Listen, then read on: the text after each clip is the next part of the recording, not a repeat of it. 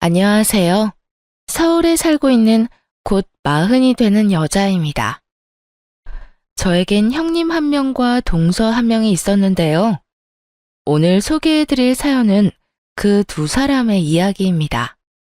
할 일은 이해 득실을 챙기지 않고 묵묵해하는 저와는 달리 형님과 동서는 눈치도 재빠르고 잔머리도 잘 굴리던 사람들이었어요. 형님은 동네 작은 미술학원 선생님이었고 동서는 작은 건설회사의 사무직이었는데 시댁 행사가 있는 날이면 늘 일 핑계를 대며 이리저리 빠져나가더군요. 초등학교 선생님인 저에게 이렇게 말하면서 말이죠. 동서, 이래서 다들 공무원 하는가 보다. 나는 내 마음대로 스케줄을 정하지도 못해. 오늘도 봐봐. 원래 수업 없는 날인데 학부모 연락해와서 꼭 오늘 수업 들어야만 한다니까 어쩌겠어? 요즘 애들도 귀하니 그냥 알겠다 하는 수밖에. 회사원도 별반 다르지 않아요, 형님. 오늘 무슨 수를 써서라도 일찍 가려고 이번 주 내내 야근하면서 일 처리했는데 오늘 또 다른 일거리 주면서 야근하라고 하더라고요. 성질 난다고 때려치울 수도 없고. 어쩌겠어요? 그냥 해야지. 죄송해요.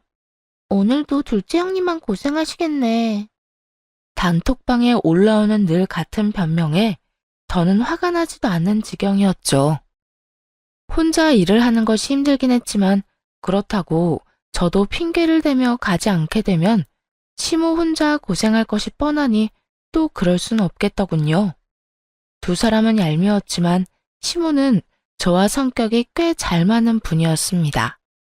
누구의 편도 들지 않고 한 발 물러서 상황을 살펴보셨고 저에게 일을 떠맡기지도 않고 늘 자신의 몫은 정확하게 해내는 분이셨죠.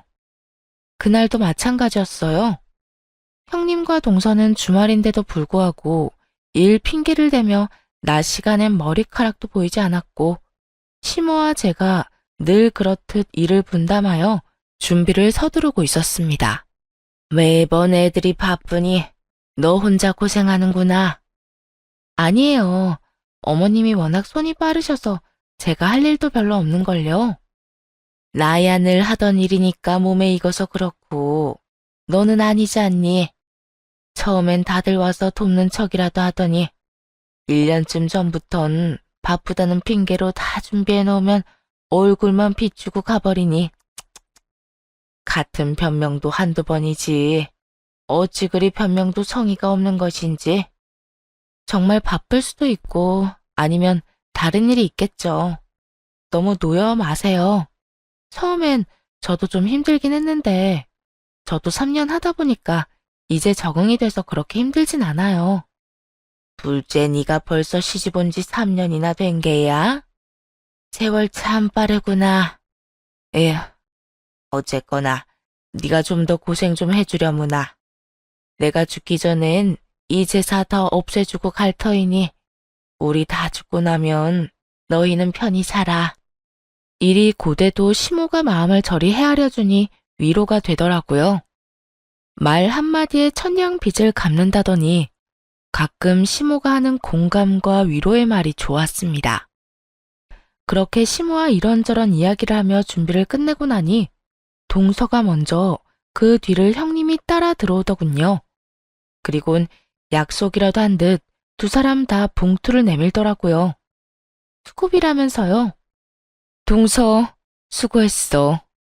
이거 얼마 안 되지만 오늘 몸고생했을 텐데 마사지라도 받아. 저도 얼마 안 되지만 준비했어요, 형님. 내일 맛있는 거라도 사드세요. 매번 감사하고 죄송해요. 고작해야 10만 원.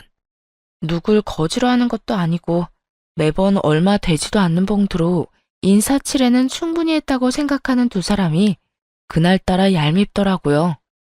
돈 봉투는 됐고 형님이 고생 좀 해주셔야겠어요. 동서, 형님 도와서 뒷정리 좀 해. 난 무리했더니 몸살이 오려고 해서 먼저 좀 가야 할 것 같아. 뭐? 우리 둘이 함께 이 많은 뒷정리를 언제 다 해? 동서가 있어야 빨리 끝나지. 맞아요. 형님은 매번 하던 일이지만 첫째 형님이랑 저는 하는 시육만 해서 요령도 에, 그게 아니라 하여튼 형님이 계셔야 빨리 끝나죠. 말 한 번 잘했네. 일도 많이 해봐야 늘고 요령도 생기는 거 아니겠어? 이참에 나 없이 두 사람 호흡 좀 맞춰봐. 그동안 얼마나 이런 일을 안 해봤으면 나 없이 못하겠다는 말이 나오겠어? 시간이 얼마나 걸리든 내 알 바 아니니까 나 붙잡고 늘어지지 마. 이 말에 동서는 가만히 입을 닫았는데 형님이 급발진을 하며 화를 내기 시작하더군요. 동서, 지금 나 들으라고 하는 이야기야? 맏며느리가 돼서 이런 일에 줄곧 빠졌다고 핀잔 주는 거야, 뭐야? 내가 놀면서 안 왔어? 말했잖아. 나도 학부모들이랑 애들 스케줄 때문에 어쩔 수 없었다고. 피차 잘 아는 사람들끼리 그 정도도 이해 못해? 제가 뭐라고 했나요? 전 그저 제 몸이 아파서 먼저 가겠단 말을 했을 뿐이고 형님이 저를 붙잡았잖아요. 그래서 두 사람이 좀 알아서 하라고 했는데 제 말 어디에 핀잔이 있었나요? 왜요? 괜히 찔리나 봐요? 형님 말대로 일이 그렇게 돼서 못 온 건데 왜 혼자 제발저린 사람처럼 나를 세우세요? 형님은 어떻게 해서든 말싸움에서 이겨보려 입을 열었지만 그 순간 심호가 나서 그 상황을 깨끗하게 정리해버리더군요. 대놓고 제 편을 들어주며 말이죠. 몸이 안 좋으면 가야지. 둘째, 뒷정리는 신경 쓰지 말고 얼른 가보거라. 몸도 안 좋다는 애가 뒷정리까지 왜 신경을 쓰니? 여기 사람이 몇 명인데. 내가 네 남편한테 나가서 차에 시동 걸어 놓으라 했으니까 얼른 가보거라. 평소엔 며느리들 대화엔 절대 끼는 법이 없던 시모까지 나서 저의 등을 떠밀어주니 두 사람은 아무 말도 하지 못하더군요. 시모는 제가 평소에 좋아하던 음식까지 싸주며 배웅해 주셨고 저는 편안하게 집으로 돌아왔죠. 그리고 다음날 동서에게 연락이 오더라고요. 제가 가고 난 후 시모는 다른 날과는 다르게 뒷정리를 일절 돕지 않았고 그 와중에 형님은 게으름까지 피운 것인지 동서의 하소연은 끝이 보이지 않았습니다. 형님이 가시고 난 후에 첫째 형님이 어떻게 했는지 아세요? 배 아프다면서 화장실 가서 30분, 다리 아프다면서 앉아서 다리 만진다고 30분. 이런저런 핑계대면서 제대로 일도 안 하더라고요. 어떻게 그럴 수가 있어요? 배도 아프고 다리도 아팠겠지. 시댁 가서 뭐 하나 제대로 한 것도 없는데 아프긴 무슨? 폐병인 거 누가 모르나? 결국 그 많은 뒷정리 저 혼자 거의 다 했어요. 형님은 어머님이 주방에 들어올 때만 급하게 뭐 하는 척만 하고요. 매번 그런 식이잖아. 하루 이틀도 아닌데 뭐 그런 걸로 화를 내? 혼자 당하니까 열받잖아요. 아니, 우리 시댁이 아무리 장남, 차남 구별 없이 아무것도 안 해준다고 했어도 맏며느리는 맏며느리잖아요. 어떻게 된 맏며느리가 그렇게 아무 일도 안 하려고 하는지. 어제는 얄밉게까지 하더라니까요. 최근 두 사람 때문에 혼자 독박으로 고생한 사람이 저라는 사실은 전혀 생각지도 않은 듯 했어요. 하소연 상대를 잘못 골라도 한참 잘못 고른 것이었죠. 그러면 그 많은 걸 혼자 다 했단 말이야? 제가 동서 편을 들어주는 듯한 분위기를 풍기자 동서는 더 흥분한 목소리로 형님을 욕하기 시작했습니다. 네, 종일 서서 혼자 설거지하고 다 닦아 정리하고 오늘 아침에 겨우 일어났어요. 다리에 알도 배고 허리도 뻐근한 게 온몸이 다 아픈 거 있죠? 큰형님, 진짜 너무하지 않아요? 그러니까 동서가 그러니 나는 어디 성한 곳이 있었겠어? 여태까지 난 그 많은 음식을 혼자 다 준비하고 만들었는데 동서랑 형님 덕분에 말이야. 동서는 그때야 하소연할 사람을 잘못했겠다는 사실을 깨달은 것인지 하소연은 그만두고 변명을 하기 시작했습니다. 그게 형님은 몰라도 저는 회사에 일이 많아서 어쩔 수 없이 늦게 온 거였어요. 마음이야 일찍 가서 같이 하고 싶었죠. 그 회사 일은 늘 시댁 행사 때마다 생기는 게 이상하긴 하지만 그렇다고 하니 믿어는 볼게. 그런데 동서, 내 입장에선 두 사람이 얄미울 수밖에 없어. 동서가 어제 그랬듯이 말이야. 형님, 기분 많이 나쁘셨어요? 나도 사람인데 기분이 좋을 리는 없잖아. 그러니까 내 심정이 조금이라도 이해되면 앞으론 일이든 잔머리든 적당히 하고 와서 좀 도왔으면 해. 나도 진짜 온몸이 다 아프거든. 네, 형님. 앞으로는 일찍 가도록 해볼게요. 그런데 오늘 제가 한 말 큰형님께 말씀하실 거 아니죠? 중간에서 말 옮기고 그런 짓 안 하시는 분이시잖아요. 그런 걱정하지 말고 평소에 일 좀 해놔. 다음 대사 때도 그렇고 김장 때도 그렇고 늦지 말고 일찍 와서 손 좀 보태려면 네, 노력해 볼게요. 굳이 보지 않아도 동서의 얼굴이 눈앞에 환하더라고요. 불만 가득한 입을 쭉 내민 그 표정이 떠올라 전화를 끊고 한참이나 웃었네요. 간만에 속이 다 시원했죠. 그 후 시댁에 크고 작은 행사가 있을 때마다 동서는 잠깐이었지만 돕는 척이라도 하려고 애쓰더군요. 물론 그 시간이 길지도 않았고 반복되지도 않았지만요. 반성의 의미보다는 혹시나 제가 형님께 자신이 형님을 흉본 것을 다 전할까 겁이 나서 하는 보여주기식의 행동, 그 이상도 그 이하도 아니었습니다. 그리고 김장철이 다가왔어요. 사람 고쳐 쓰는 거 아니라고 하더니 두 사람은 여전히 얼굴조차 비추지도 않더라고요. 자기들은 오지도 않으면서도 각자 남편들에게 덜렁 김치통만 쥐어보낸 꼴을 보는데 일은 하지 않아도 김치는 받아먹겠다는 그 시커먼 속내가 보여 배알이 다 뒤틀리는 듯 하더군요. 시모의 생각도 저와 별반 다르지 않은 듯 아들들에게 나를 세워 한 소리 하더라고요. 네 와이프들은 일은 하기 싫은데 김치는 받아먹고 싶다디? 일하지 않은 자 먹지도 말라는 말 몰라? 에이, 엄마. 그런 게 아니라 장남이 또 엄마 김치 없으면 밥을 못 먹잖아. 집사람은 학원 때문에 정신없어서 못 온다고 하니까 나라도 일 좀 돕고 김치 얻어가려고 왔지. 나도 엄마 김치 없으면 안 되는 거 잘 알잖아. 그래서 바쁜 집사람 대신 내가 대표로 왔어. 내가 대신 일하고 김치 좀 얻어갈게. 할 줄 아는 거라곤 참새처럼 입 벌려 받아먹는 것밖에 없는 인간들이 뭐든 다 할 수 있다고 어찌나 큰 소리를 치는지 화가 오르더라고요. 마침 양념도 다 만든 뒤였고 남은 건 큰 기술이 필요하지 않은 절인 배추에 양념을 버무리는 일만 남은 상황이었어요. 전 고무장갑과 앞치마를 벗어 시숙에게 주고 시모의 고무장갑과 앞치마를 벗겨 시동생에게 쥐어주며 이렇게 말했어요. 뭐든 다 하실 수 있다고 하니 뒷일 좀 부탁드릴게요. 만들어 놓은 양념 절인 김치에 버무려서 김치통에 차근차근 담고 뒷정리만 하면 돼요. 쉽죠? 재수씨, 아무리 그래도 이걸 남자 둘이 어떻게 해요? 맞아요, 형수님. 저흰 그냥 통에 담아놔 주려고 온 거라고요. 이딴 일 하려고 온 게 아니라고요. 그건 서방님 생각일 뿐이고 형님이나 동서 왔으면 두 사람 몫인 일이었을 테니까 두 사람 대신해서 온 아주버님이랑 서방님이 다 하세요. 어머님이랑 저는 나가서 좀 쉬다 올 테니까요. 그러면 수고하세요. 시모의 손을 이끌고 나오면서도 시모가 언짢아 하면 어떻게 하나 걱정했는데 표정이 저보다 더 밝더라고요.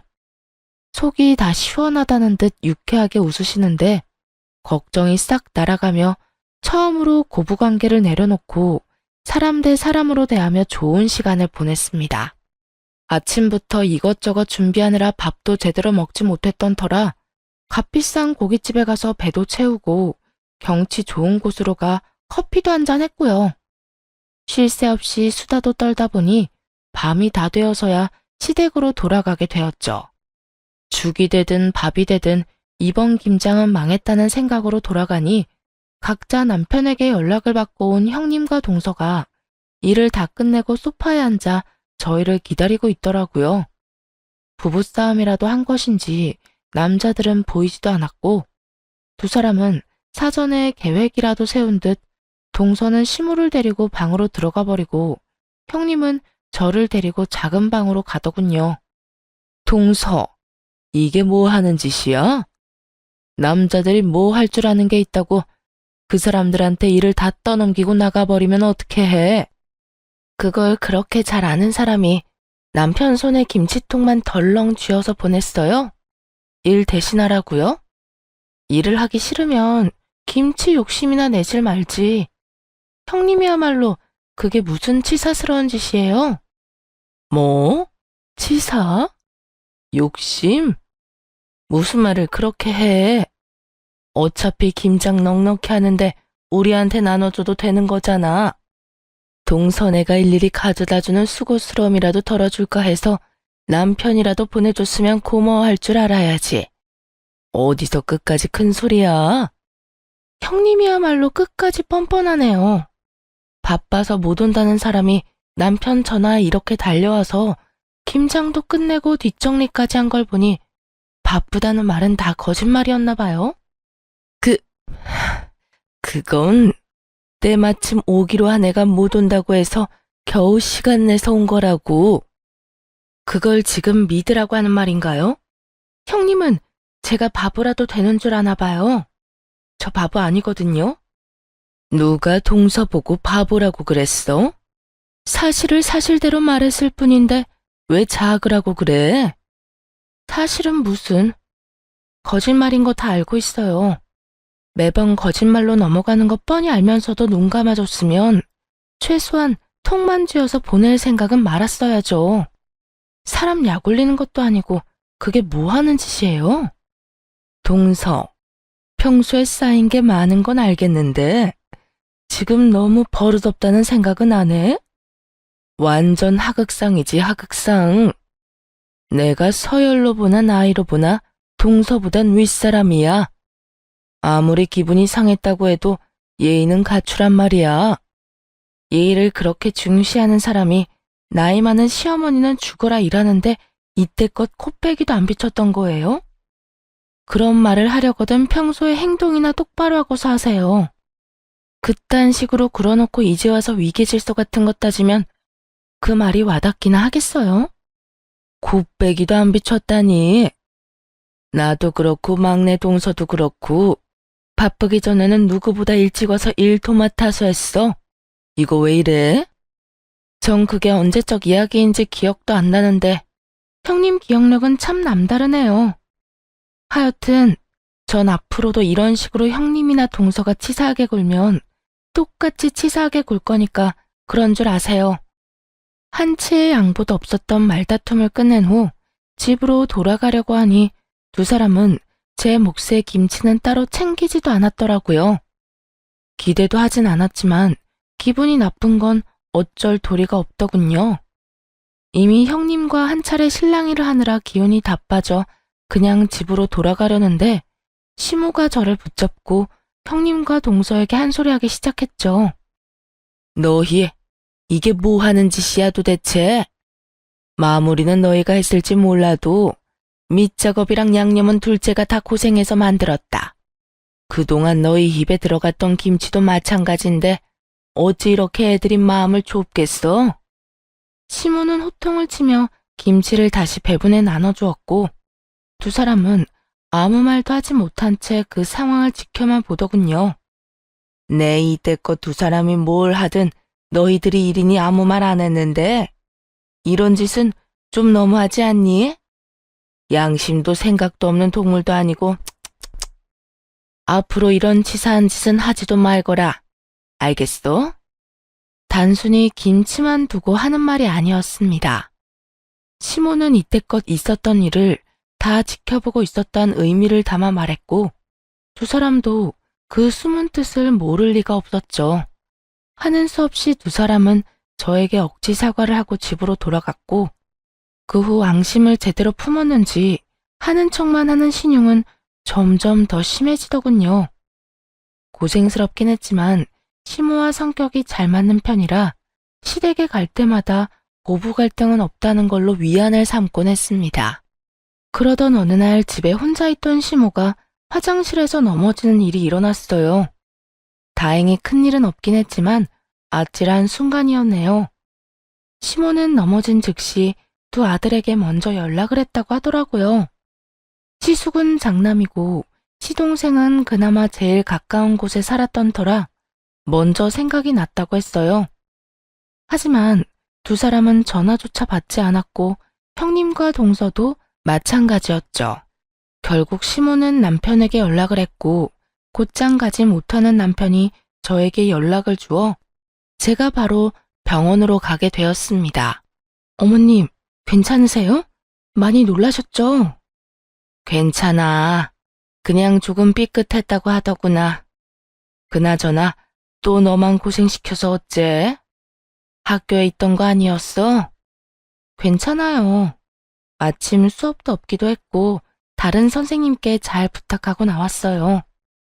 아휴, 얼마나 놀랐는지 아직도 손이 떨려요. 그런 일 생겼으면 바로 전화를 하시지. 혼자 구급차 타고 오신 거예요? 둘째 아들이랑 연락되고 나니 그때야 119 생각이 났어. 네 시아버지는 볼 일이 있어서 멀리 나가 있기도 하고 놀라서 급하게 올까봐 연락도 안 했고 말이야. 진작 119 생각이 났으면 너도 이런 고생은 안 했어도 됐을 텐데 미안하구나. 그런 말씀이 어딨어요. 고생은 무슨? 어쨌든 이왕 오신 김에 하루 이틀 계시면서 검사 좀 받으세요. 그렇게 시모는 이번에 이런저런 검사를 받았고 이틀이란 시간 동안 형님과 동서는 딱 한 번, 그것도 10분도 채 되지 않는 시간을 보내고 가버렸습니다. 물론 일이 바쁘면 그럴 수도 있다고 생각해요. 하루를 48시간으로 살아도 먹고 살기 힘든 세상이니까요. 하지만 제가 정말로 화가 났던 건 횟수와 시간이 아니었어요. 그건 바로 두 사람의 말 때문이었어요.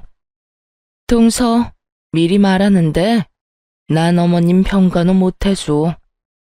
허리 삐끗한 거 하루 이틀 만에 나을 것도 아니고 어머님 나이도 있으시니까 꽤 오래 갈 건데 그냥 입원을 더 하든 요양원으로 모시든 해. 저는 형님들 뜻에 따르긴 할 건데, 참고로 저도 회사 일이 바빠서 연차도 못 쓰는 상황이니까 그건 감안하시고 결정 내려주세요. 심하진 않아도 어쨌든 몸이 불편한 시모를 보살피는 일, 며느리 입장에선 달갑지 않은 일이라는 건 잘 알고 있습니다. 하지만 시모를 마치 중병 든 노인 취급하는 두 사람을 보는데 어이가 없어 할 말이 없더군요.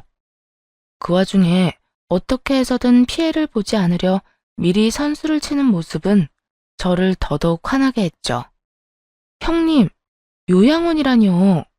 어머님이 하반신 마비가 된 것도 아니고 그냥 조금 삐끗하신 것 뿐이에요. 힘을 제대로 쓰지 못할 뿐이지 충분히 일상생활이 가능하다고요. 일상생활이 가능만 할 뿐이잖아. 식사도 식사지만 청소, 빨래는 또 어떻게 할 거야? 난 못해. 그렇지 않아도 우리 집 살림만 해도 힘들다고. 저도요. 저희 집도 지금 엉망진창인데, 전 절대로 어머님 살림까지 신경 못 쓴다고요. 그만. 두 사람 뜻 충분히 알았으니까 이만 돌아가세요. 동서도 그만 가봐. 하늘이 두 쪽이 나도 두 사람한테 도와달라는 말 안 할 테니까. 두 사람은 만족한다는 듯 미소를 보이며 돌아갔고 시모는 퇴원을 하게 되었습니다. 퇴원하는 날에도 두 사람뿐만 아니라 그 두 아들 놈들 역시 얼굴도 비추지 않더군요. 그 후로도 시댁엔 찾아오지 않았고 예의상 연락 몇 통은 오더라고요. 시모는 티는 내지 않았지만 서운한 기색이 역력했고 남편과 제가 더욱 신경을 쓰기로 했어요. 전 몇 달 동안 시댁을 오가며 평일엔 퇴근 후 시부모님 좋아하는 음식을 사가서 저녁을 먹고 가볍게 청소와 빨래를 해드렸고 주말에는 남편과 함께 가서 지내다 오곤 했죠. 저의 이런 행동을 당연하다 여기지 않고 항상 고맙다는 말을 아끼지 않는 시모와 더욱 가까워졌죠. 그렇게 2년이란 시간이 지나고 어느 날은 시모가 온 가족을 집으로 부르더라고요. 잦은 일이 아니었기에 모든 식구들이 의아한 마음으로 시댁에 모이게 되었죠. 이렇게 모이라고 한 이유는 미리 재산을 좀 나눠주려고 불렀다. 간단하게 말을 마친 시모는 세 아들에게 각각 통장을 나눠주기 시작했어요. 한 발 뒤에 물러서 통장의 잔액들을 보니 그 금액에 차이가 있더라고요. 시숙은 700만 원, 시동생은 500만 원인 반면 남편의 통장에는 꽤 많은 돈이 들어 있었습니다.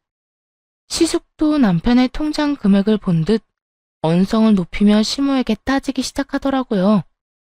엄마, 왜 난 700만 원이고 현승이 통장엔 저렇게 많이 들어있는 거야? 형은 700만 원이야? 난 500만 원이야. 둘째 형은, 뭐야? 둘째 형은 왜 이렇게 많아? 1, 2천도 아니고 5억이잖아, 5억. 두 아들의 원성에 시모는 태연하게 이렇게 말했습니다. 그걸 몰라서 물어? 너희 통장에 든 돈은 이날 이때껏 너희가 우리한테 준 용돈 모은 돈이다. 그래도 장남이라고 막내보다 200만 원 더 줬더라. 그리고 둘째 내는 이때껏 우리한테 돈도 돈이지만 마음을 많이 써줘서 결혼할 때 받은 집값까지 보태서 넣었다. 모두들 상상하지도 못한 돈이었죠. 평소 시부모님들은 이런 말씀을 틈만 나면 했으니까요. 우린 너희한테 할 만큼 했다.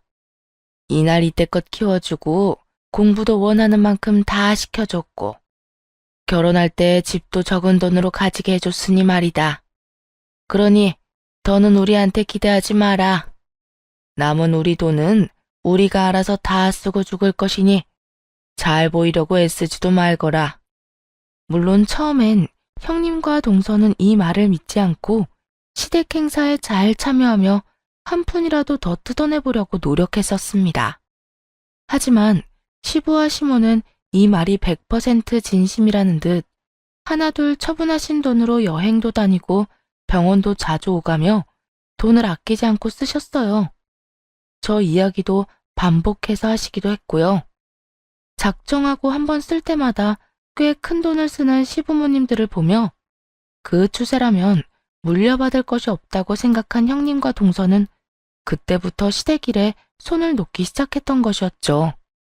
시모는 아무 말도 하지 않고 새 자식과 새 며느리가 어떤 식으로 구는지 지켜봤고 그 결과가 통장에 찍힌 금액으로 나타난 것이고요. 저와 남편은 얼떨떨한 마음에 아무 말도 하지 못하고 있었고 화가 난 시숙은 시모에게 언성까지 높이며 모함을 지르더라고요. 아무리 그래도 이건 차별이 너무 심하잖아. 현승이가 엄마한테 잘해봤자 장남인 나보다 잘했겠어? 장남인 너보다 훨씬 더 잘했어. 지난 몇 년간 너희는 우리 집에 무슨 일이 일어나든 관심도 없었던 반면 둘째 내는 내가 다친 이후론 주일마다 우리 집에 와서 무슨 일이든 먼저 나서 도와주곤 했다. 평일에도 마찬가지고 말이야.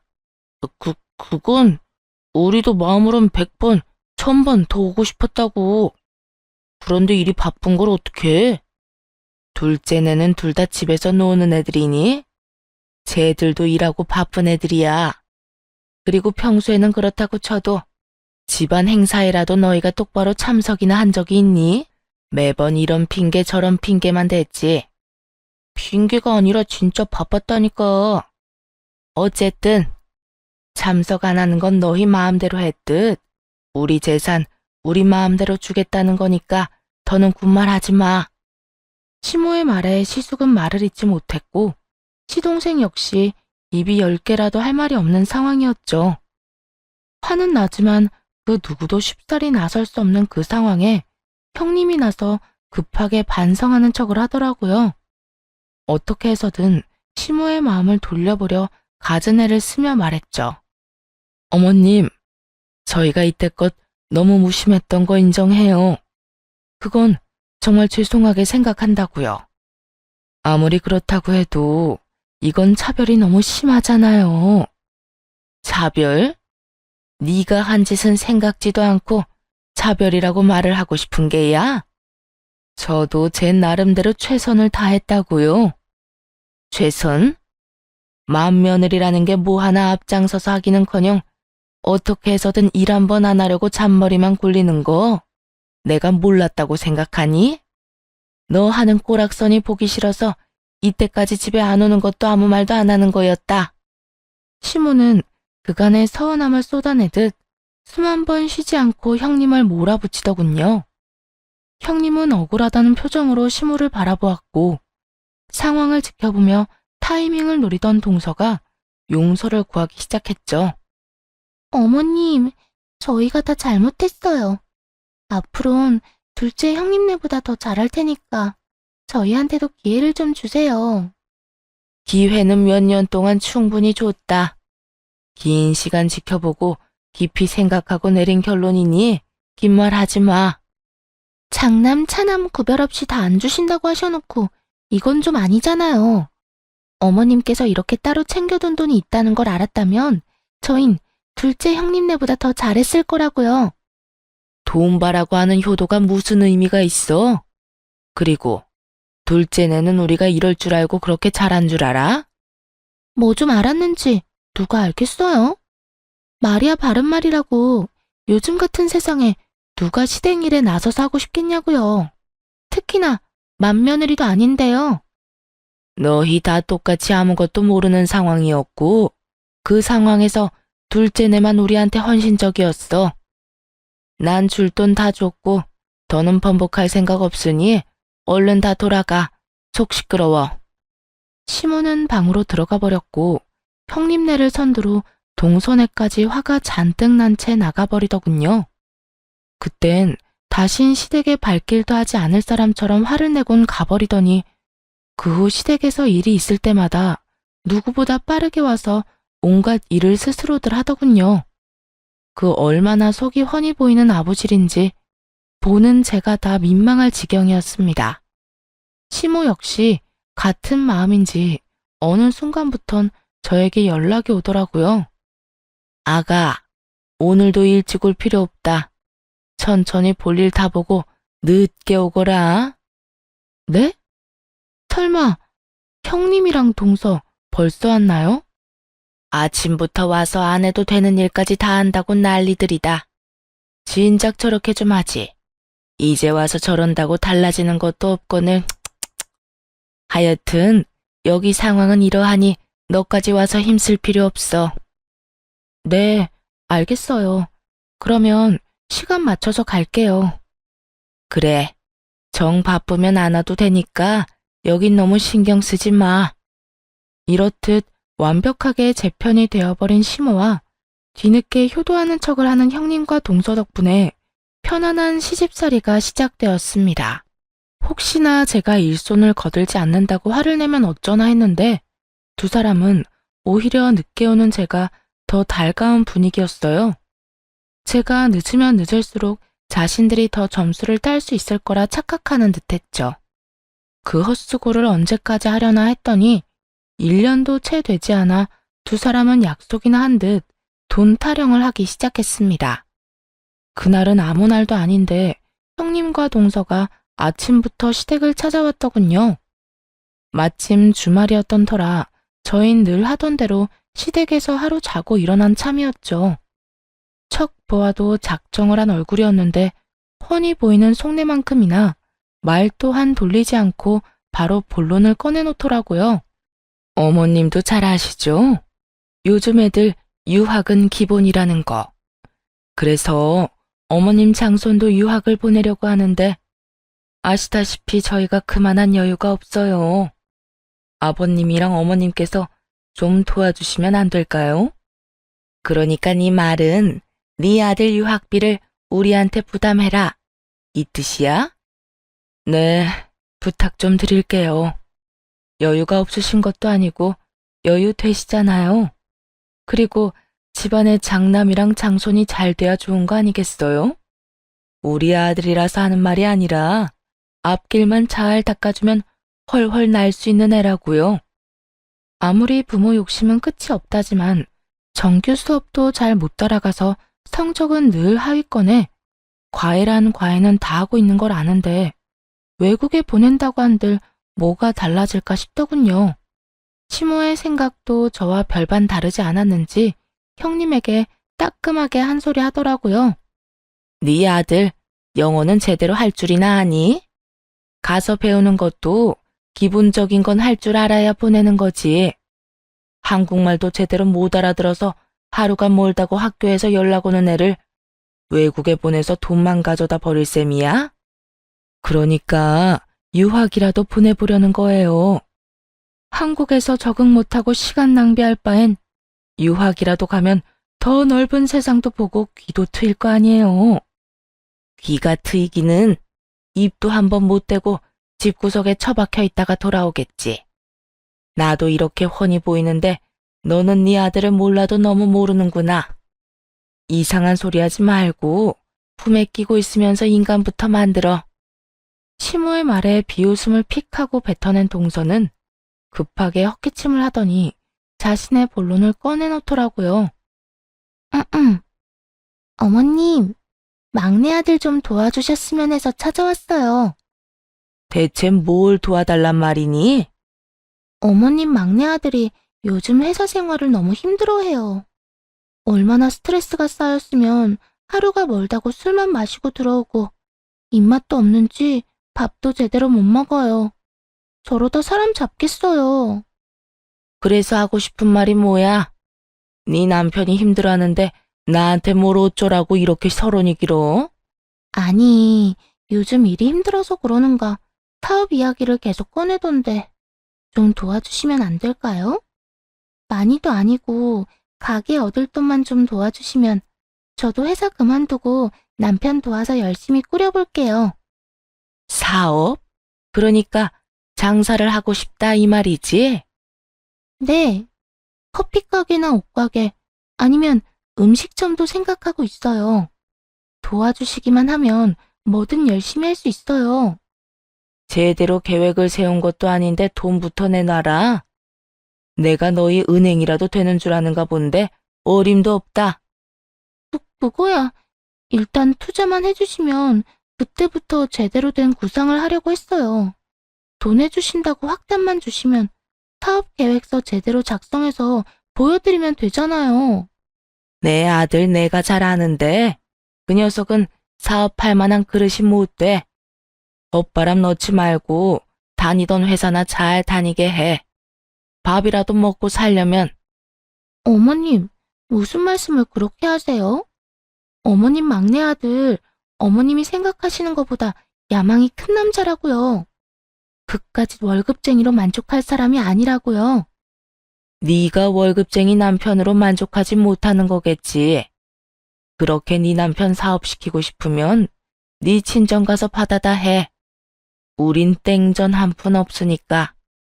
두 사람의 터무니없는 요구가 모조리 실패로 끝난 후 형님과 동서는 이대로는 안 되겠다 싶었는지 공치사를 늘어놓기 시작했죠. 어머님, 해도 너무하시네요. 저랑 동서 근 1년 동안 시댁 일이라면 그게 무슨 일이든 먼저 나서서 다 해결했어요. 그게 잡일이든 뭐든 가리지 않고 본업보다 더 열심히 했다고요. 이 정도 했으면 둘째만큼은 아니더라도 조금은 주실 수도 있잖아요. 맞아요, 어머님. 저희도 할 만큼 했는데 도대체 언제쯤 재산 좀 나눠주실 거예요? 주는 사람 마음도 중요하지만 받는 사람이 필요할 때 주셔야 그 고마움이 더 큰 거 잘 아시잖아요. 저희 지금 돈 필요하다고요. 너희 지금 내 앞에서 공치사 짓거리라도 하겠다는 거야, 뭐야? 내가 너희한테 언제 일하라고 부추기기라도 했어? 너희 스스로 콩고물이라도 떨어질까 싶어서 헛수고한 거 아니냐? 돈을 주실 게 아니었으면 저희가 그렇게 일할 때 하지 말라고 하셨어야죠. 일은 일대로 시키시고 돈은 안 준다고 하면 그거야말로 도둑놈 심보가 아닌가요? 도둑놈 심보? 첫째 너 말 한 번 잘했다. 고작 1년 눈에 훤히 보이는 아부나 떨어놓고 그 큰 돈을 내놓으라고? 내가 아니라 지금 너희가 하는 이 짓이 도둑놈 심보라는 걸 알아야지. 뻔뻔한 것도 정도가 있지. 어디서 돈 내놓으라고 큰 소리야? 시모는 한바탕 역정을 내곤 바로 두 아들에게 전화를 걸어 형님과 동서를 데리고 가라고 호통을 치더군요.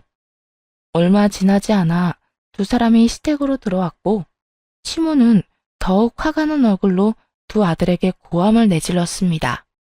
이 물건들 얼른 내 눈앞에서 치워라. 어디 마누라 앞세워서 부모 주머니에서 돈 빼내 나갈 궁리를 해? 내가 너희를 그렇게 키웠어? 그냥 보아도 시모의 화가 머리끝까지 난 것을 알겠는데 시숙은 눈치가 없는 것인지 생각이 없는 것인지 도리어 큰 소리로 화를 내기 시작하더군요. 엄마, 계속 이런 식으로 나오면 나 아버지랑 엄마 노후 책임 못 져. 장남이 괜히 장남인 줄 알아? 뭐야?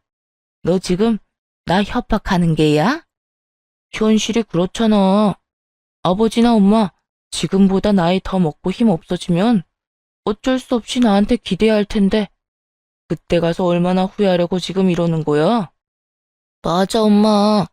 둘째 형이 지금이야 엄마가 돈 줬으니 저렇게 잘해도 돈 떨어지고 집만 되는 날이 오면 그때도 아버지나 엄마를 잘 챙길 것 같아? 그렇게 되기 전에 우리한테도 고루고루 나눠줘야 우리도 아버지나 엄마를 잘 모실 거 아니야. 시모가 몸이 불편해 한동안 고초를 겪을 때도 단 한 번 찾아온 적도 없던 사람들이 뚫린 입으로 부모 마음에 대못을 제대로 박더군요. 시모의 두 눈엔 한심함, 실망감 등 여러 감정이 뒤섞여 있었죠. 그 순간이었습니다. 방에서 모든 이야기를 듣고 있던 시부가 무서운 표정으로 나와 곧장 두 아들의 뺨을 올려붙이더군요. 이 녀석들이 네 엄마가 알아서 한다고 나서지 말라고 해서 가만히 듣고만 있었더니 부모 알기를 뭐로 알고 이딴 막말을 하는 게야? 아버지, 저흰 그런 게 아니라 너무 둘째네만 챙기시니까 섭섭한 마음에 그랬어요. 맞아요, 아버지. 형이나 저도 요즘 아버지하고 엄마한테 한다고 하는데 그건 알아줄 생각도 하지 않으시잖아요. 고작 그거 해놓고 돈을 달라고? 그렇다면 너희도 우리한테 돈 내놓거라. 이때껏 키워주고 먹여주고 장가까지 보내준 돈, 그리고 너희 키우느라 매일같이 마음 졸인 값까지 다 돈으로 환산해서 내놔. 시부는 돈 타령을 하는 두 아들에게 똑같이 돈으로 맞대응하기 시작했죠.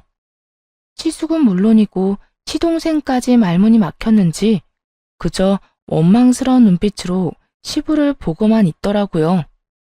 시부는 그런 모습이 더욱 화가 난다는 듯 더욱 단호하게 상황 정리를 하며 선포를 했습니다. 둘째한테 줬듯이 너희 통장도 물론이 있었다. 너희가 하는 걸 보고 언젠가 주려고 했었어. 그런데 오늘 네 녀석들이 하는 꼴을 보니 그 돈으로 실버타운 예약이나 하는 게 맞겠어. 어디 부모한테 노후를 빌미로 되지도 않는 겁박이야, 겁박이. 아버지, 막내는 몰라도 장남인 저한테까지 이러시는 거 아니죠. 제사 물려받을 것도 저고 두 분 돌아가시면 제사 모실 사람도 저라고요. 형, 그런 말이 어딨어? 우리 집은 원래 장남, 차남 차별 없는 거 잊었어? 그깟 제사 나도 모실 수 있다고. 아, 제사가 걱정인 게야? 걱정하지 마라. 엄마도 그렇고 나도 그렇고 우리 죽기 전에 그 제사 다 없애버릴 작정이니. 그런 줄 알고 두 번 다시 우리 찾을 생각도 하지 마. 오늘부터 나는 아들 둘 없다고 생각하고 살 테니. 급기야 시부의 입에서 연을 끊겠단 말까지 나왔고 그때서야 두 사람을 비롯해 형님과 동서까지 무릎 꿇고 빌기 시작했습니다. 잘못했다, 생각이 짧았다, 다신 그런 말 하지 않겠다며 빌었지만 소용없는 짓이었죠. 이미 시부와 시모의 마음은 돌이킬 수 없는 상태였고 한 번 뱉은 말을 주워 담을 생각이 전혀 없어 보였으니까요. 결국 네 사람은 집에서 내쫓기게 되었고 시부와 시모는 그날 밤 참 많이도 우셨습니다. 저흰 섣불리 부모님을 위로할 수도 없는 상황에 그저 그 자리를 지킬 뿐이었죠. 그 후 시부와 시모는 아예 이사까지 했고 전화번호도 바꿔버리더군요. 시부모님들과 어떤 방법을 써도 연락이 닿지 않자 형님과 동서는 저를 찾아와 들들 볶기 시작했어요. 동서는 알고 있지? 아버님, 어머님 어디로 이사했는지 알고 있잖아. 모르는 척 거짓말할 생각하지 말고 얼른 주소나 나한테 보내. 주소 알려주기 그러면 바뀐 번호라도 알려주세요. 연락이라도 닿아야 무슨 말이라도 해볼 텐데. 아예 연락도 끊어버리셨다고요. 자식들이 연 끊는 경우는 봤어도 부모가 자식 버리는 경우는 무슨 경우야 진짜? 동서, 자식들이 부모 버리는 건 당연하고 부모가 자식 버리는 건 안 당연해? 무슨 말이 그래? 부모들도 자식이 잘못된 행동하면 연도 끊을 수 있는 거야. 그날 네 사람 행동은 충분히 잘못된 행동이었고 말이야. 형님은 돈 받았다고 이런 식으로 나올 거예요? 난 시댁에서 돈을 주기 전에도 돈을 받고 난 후에도 변함없었어. 그건 나보다 두 사람이 더 잘 알잖아. 저를 향해 노골적으로 화풀이를 하는 동서에게 한마디 쏘아붙이곤 형님에게 엄포를 놓기 시작했습니다. 형님, 전 주소 알고 있어도 알려드릴 생각 없어요. 그러게 평소에 좀 잘하지 그랬어요. 이제 와서 이러지 말고요. 그리고 앞으로 우리 집에도 찾아오지 마세요. 뭐야? 동서가 뭔데 나한테 명령질이야? 내가 계속 찾아온다고 하면 뭐 어쩔 건데? 계속 찾아와서 이래도 제 입은 열리지 않을 거고 매번 이런 식으로 저 괴롭히면 경찰이라도 불러 쫓아낼 거예요. 경찰? 동서 지금 말 다 했어? 가족끼리 이러기야? 가족이요? 언제부터 형님이나 동서가 저를 가족으로 생각했다고 그러세요? 그간 두 사람은 절 그저 일 부려먹기 좋은 종 정도로 생각했던 거 저도 다 알아요. 어머님 혼자 고생하는 게 싫어서 참았지 두 사람 생각을 몰라서 참았던 거 아니거든요. 그래서 정말 우리를 경찰에라도 신고하겠다는 이 말이야? 고작 집으로 찾아와서 몇 마디 물었을 뿐인데 고작 아니라 이 정도면 난동이에요, 난동. 그러니까 우리 집에서 난동 그만 피우고 당장 나가세요. 한마디만 더 하면 지금 바로 경찰에 신고합니다. 그리고는 곧바로 휴대전화를 꺼내들었고 두 사람은 혼비백산하여 주랭랑을 치더군요. 그 뒤로도 두 사람은 포기하지 않고 집으로 찾아왔고 결국 저희도 이사를 하게 되었습니다. 전화번호도 바꿔버렸고요. 그러게 평소에 중간이라도 하지 잔머리만 굴리며 시댁 무시하더니 제 몫을 놓친 것도 모자라 부모님이라는 든든한 뒷배마저 사라진 꼴이 보기 좋다 싶었네요. 그 후 들어보니 형님네는 당연히 장남 몫이 있을 거라 생각했는지 머리도 나쁜 아들 교육시킨다고 가랑이가 찢어졌다고 하더군요. 빚내서 학군 좋은 곳으로 이사도 하고 가해도 계속 시키고 있다고요. 동선에도 썩 유쾌한 상황은 아니었습니다. 시동생과 동서는 결국 회사는 그만두고 퇴직금과 퇴출을 받아 가게를 오픈했지만 6개월도 채 되지 않아 망하기 직전이라는 이야기를 들을 수 있었네요. 그렇게 2년 가까운 시간이 지났어요. 그 사이 시부모님들은 친정 근처로 이사를 했고 저희도 그 근처로 집을 다시 옮겼어요. 시부모님들은 마음이 많이 안정된 상태이고 요즘에 친정 부모님들과 자주 시간을 보내고 있습니다. 저녁이면 함께 산책 겸 운동도 하시고 낮에는 함께 모여 식사도 하며 느즈막이 좋은 친구 사이로 가깝게 지내고 있어요. 매년 2번 여행을 다니시곤 하는데 저희는 시부모님께 받은 돈을 여행 경비로 쓰고 있어요. 저희 이름으로 된 집도 있고 버는 돈으로 충분히 생활이 되기도 하기에 그 돈을 욕심내지 않고 감사한 마음으로 부모님들을 위해 쓰기로 한 것이죠. 앞으로도 이렇게만 살아가려고요. 저희 생활도 잘 즐기고 부모님들도 즐겁게 하루하루를 지낼 수 있게 말이에요. 이렇게 사연이 끝이 났네요. 긴 이야기였을 텐데 끝까지 들어주셔서 감사합니다. 다들 감기 조심하시고 행복하세요.